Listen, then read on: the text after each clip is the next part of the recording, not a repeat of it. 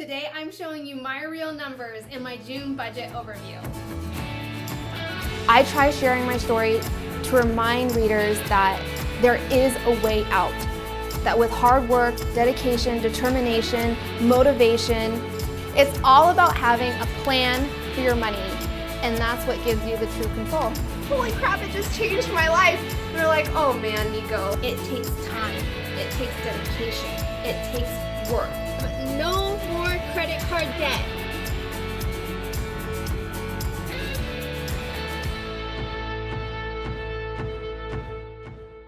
Welcome to the Budget Mom YouTube channel. Today we're going to be going over my full June budget overview. For June, I'm making two huge changes to my budget. One, I'm increasing the amount that I save every paycheck for my checking account cushion or my buffer, and I'm also adding a brand new cash envelope category to my budget. I'm a paycheck budgeter, which means that I budget my money every single time I am paid, and for over 9 years, that was twice a month. But as I transitioned into self-employment, I am now getting paid once a month on the first of every month. So let's get started on my full June budget overview. When starting a new budget, it all starts with my June or my budget calendar. For June, I have a goal to save $2 a day in June. It's part of the 12 months, 12 savings challenges, and I'll put a link to the article in the description of this video if you would like to participate in the monthly challenges. Essentially, it's saving $2 every day from your cash envelopes, and you put it into a cash savings envelope that looks like this. You can use your savings to pay off debt, to maybe save for a vacation, or any of your other savings goals. The first step in my budgeting process is creating my budget calendar. My budget calendar is really the Bible to my finances. Everything on this calendar are expenses that need to be included in my budget for the month. I include my paycheck, all of my different bills, my appointments, as well as any types of events that I have going on. This is a reminder for me to come back and make sure that every type of expense, not just my bills, are included in my budget.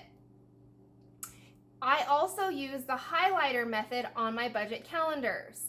This is great if you get paid more than once a month. As a paycheck budgeter, you budget your money every single time you receive a paycheck. It's at that time that you need to decide what expenses are you going to pay with each paycheck. When I was getting paid more than once a month, I would highlight each paycheck in a different color, and I would highlight what expenses I was paying with those paychecks in the corresponding color. So for example, if I got paid on the 1st and the 15th, maybe all of my expenses that I'm paying with my paycheck on the 1st are highlighted in blue. All of my paycheck and all of the expenses I pay with that paycheck on the 15th would be highlighted in pink. That's what's going to tell you what to write down on your budgets for your paycheck. So that's the first step in my budgeting process. I then create a budget. I use a paycheck bill tracker. With the paycheck bill tracker and in the budget by paycheck workbook, there are 4 different paycheck bill trackers, especially if you get paid weekly throughout the month. You use one paycheck bill tracker for each paycheck you receive. At the top, I wrote down my income or expected income for June. Being self-employed, I know exactly how much I make. But if you are working with income that's unpredictable or it's different every single paycheck, you should budget your income based on the worst case scenario or the least amount you expect to receive. That's what you would estimate your income on. So for me, I have my business income as well as income from my boyfriend. We do our finances separately, but he does give me money for half of the bills. We split the expenses for living costs. Here in this section, I write down all of the bills that I am paying with that paycheck. Now for me, I get paid one time a month, which means I create one budget every single month. That means that all of the bills in this section are all of my bills for the entire month. But like I said, if you get paid multiple times a month, this will be just the bills that you are paying with that specific paycheck. I pay all of my bills online, which means I leave that amount of money in my checking account to cover those bills. I have rent, I have decided to stay and live in my older 800 square foot apartment here in Washington. It cost me $850 while I save up for my new home with cash. So I'm on a savings journey to buy my first home with cash. So I'm currently renting for $850 a month. Because I am debt free, I do have some things in my budget that aren't necessities. And that comes with the freedom of budgeting. I have a car wash subscription for $22, my AT&T, I have Hulu and Spotify. Now I do have a lot of readers that reach out to tell me that I can combine these two. Unfortunately, I have the premium edition of Hulu and it cannot be combined with Spotify. I also have in my regular bills any automatic savings contribution or minimum debt payments. Those are considered bills. So I have $50 on the 11th that goes to my house savings, $100 on the 15th goes to my son's college fund. I do have dental insurance. Avista is my utilities. Now with Avista or utilities, a bill that fluctuates every month, you track it the same way or you estimate it the same way you do with your income, the worst case scenario, or the highest dollar amount you think that bill would be. For Avista right now, last month I paid $97, but I estimate on the high end. It's always better to budget for more than less. That way you can make sure your income can actually cover your bills. I have Netflix and life insurance. Daycare is only $100 for me because grandma watches my son throughout the day, and I'm self-employed, which means that I am home now a lot more with my son. On the days where my work is really heavy, grandma steps in and watches my son, which I reimburse her for gas and food costs while she has him. Car insurance, I have a gym membership, Comcast, medical insurance, and then June is a very new month for me in a couple of different ways. One, I have decided to increase my checking account cushion. Before this month, I was budgeting $80 every month to leave in my checking account as a buffer. It's meant for bills that are higher than expected or if I need to do any spending online. As an all-cash spender, I have to make sure that I have some type of buffer or cushion in my checking account just in case. I like to have $1,000 at all times, but I've decided in June to increase that amount. So $280 is now what I'm budgeting for my cushion. All of my estimated bills equal $2,650. If I subtract that from the income that I'm expected to receive, I'm left with $2,082. Now keep in mind, these are just your bills. We call these fixed expenses. We have to pay them month after month no matter what. You also have to include variable spending, and this is where I become an all-cash spender. Besides my bills, I spend strictly cash, and I do that by using the cash envelope method. I have 7 different categories that I use for variable spending: food, fun, gas, beauty, miscellaneous, household, and clothing. This is another change to my budget for June. I have added a clothing budget of $100 a month. Before June, I did not have a clothing budget, but as my son gets older, I'm spending more and more on clothing for him. He's 6 years old and he's growing like a weed. So I decided to go ahead and add that $100 clothing budget. Do I have to use it? Absolutely not, but it's there if I need it. All of my cash envelopes, so I pull all of my variable spending in cash envelopes that look like this. These are my cash envelopes that I'm using for June, and they are currently on the TBM shop if you would like to use the new spring floral designs for your own cash envelopes, but these are what I'm using. I pull out cash for these envelopes like this. Today I will be stuffing my cash envelopes with you, but first let's talk very quickly. All of my cash envelopes equal $1,095. If I subtract that from the money I have left after paying my bills, I'm left with $987.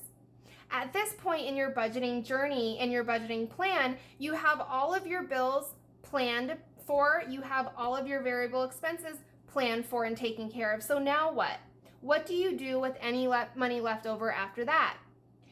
When I was paying off debt, every extra dollar of my income that I had left over went to debt, minus some small savings that I had built. But now that I am debt free, I focus on my sinking funds and my savings goals. So what you do with that $987 is determined on what financial goals you're working on. Is it paying off debt? Is it saving? Or is it doing both? I did both when I was paying off debt. I was saving for Christmas a little bit every month while I was tackling my debt. So for my sinking funds, it's saving in sinking funds envelopes that look like this. Now I save for all of my holidays and events in cash. And I do that because I like to have quick access to this money throughout the year. For example, Christmas. I might use this cash tomorrow on a present or a good deal that I found for my son for Christmas. And I might want to buy that now. I have cash in my cash envelope to use it. I don't have to run to the bank and pull money out of my savings.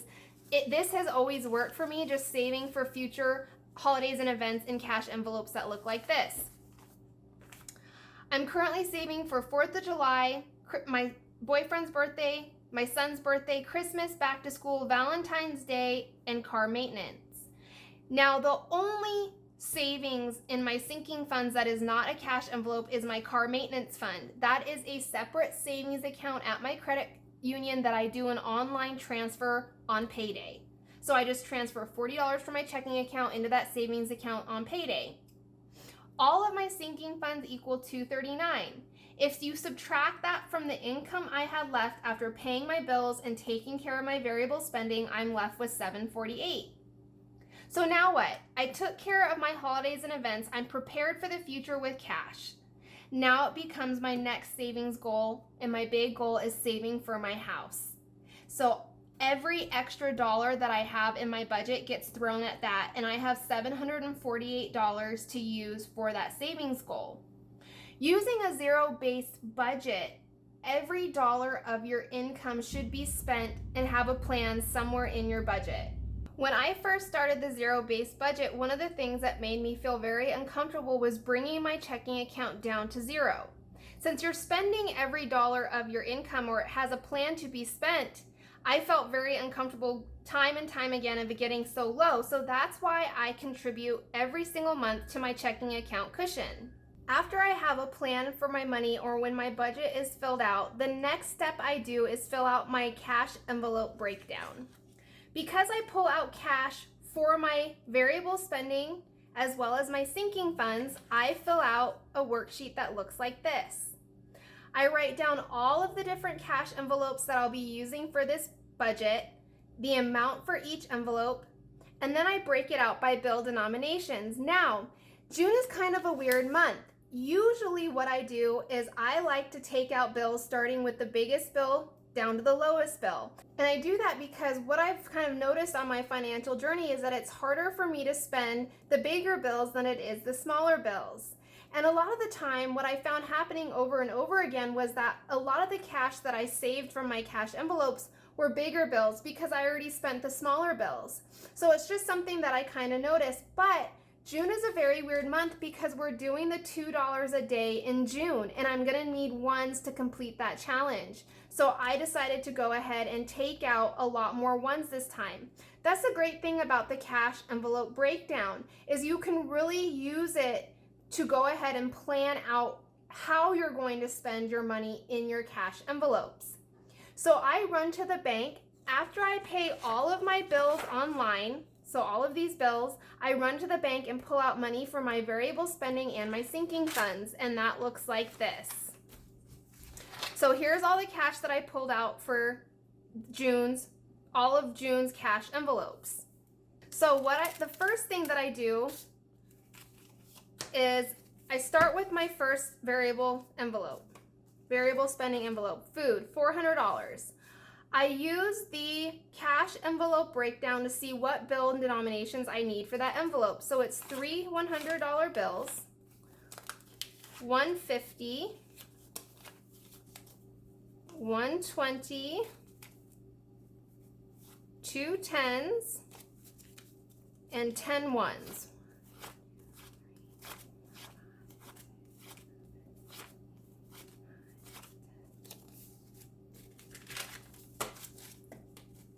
I then have on the back of my envelope how much I'm putting inside, so $400, and this envelope is now ready to go for spending for June. The question you might be asking yourself though is, what do I do if I have money left over from my last Paychecks envelope? So for instance, this is my envelope from last paycheck in May. I had $20 left over that I did not use from my $100 budget. You have a couple of different options. You can use any cash left in your envelopes for your savings goals to pay off debt, or you can roll them into your new Paychecks envelopes. Now, I create new envelopes every single time I'm paid. So I would roll over the $20 that was left in my miscellaneous envelope. In my new envelope for June, I would just write roll over, how much I'm rolling over, and the new updated balance. And for the example, it'd be the $100 plus 20, so my new balance would be $120. That way you always have an updated on how much you have to spend in each envelope. So the next one I'm going to stuff is my fun envelope. $150, $120, 2 10s, and 10 ones.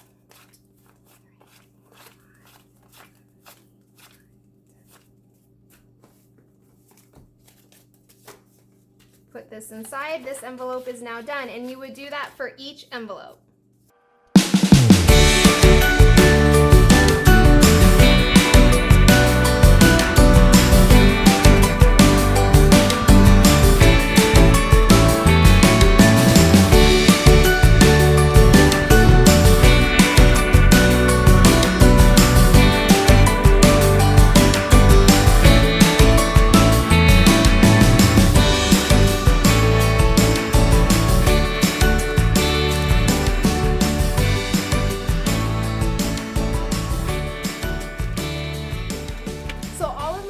Envelopes have been stuffed and are ready for spending for June.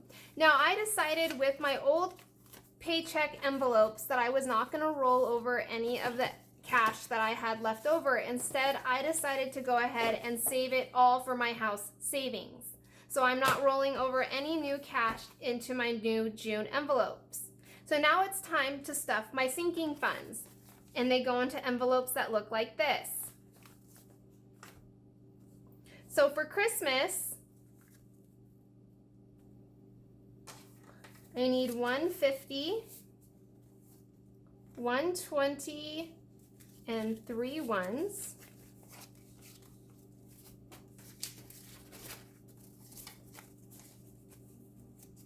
So I'm saving $73 for June for my Christmas goal. Now you might be wondering, how did I come up with such odd numbers? 73 for Christmas, 29 for my son's birthday. It all depends on, one, what is your goal? How much money do you want to have saved for that event? And two, how many months do you have to save for? So you would take the months divided by, or your goal divided by the number of months, and that's going to tell you how much money you need to save monthly. So I would do this for each one of my sinking funds envelopes.